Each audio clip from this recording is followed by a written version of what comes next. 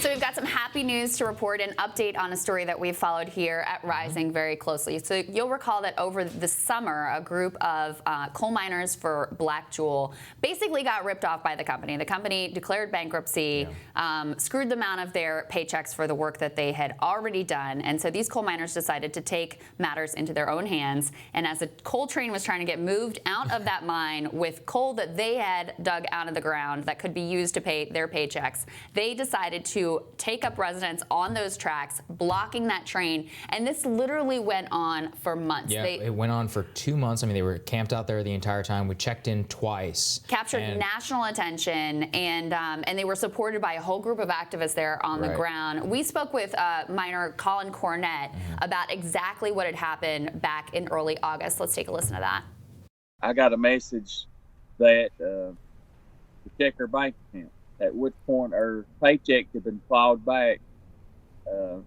When I came home, they technically still say that we're employed, but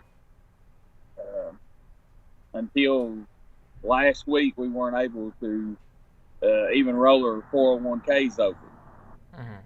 But we can't show up at the job site because they're not going to pay us.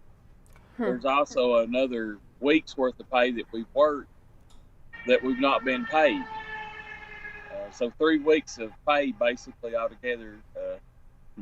Everybody's around here, depends on these paydays. Yeah, and he's coming to us there live from the protest site. From the protest site it was awesome. itself. And it was a great interview. That caused quite a bit of a stir in Kentucky, if I recall. A lot of people watched it. That's right. Big time. And it was interesting because, I mean, this was a case which nobody was paying attention to. We were some of the first people to kind of shine a national spotlight on it.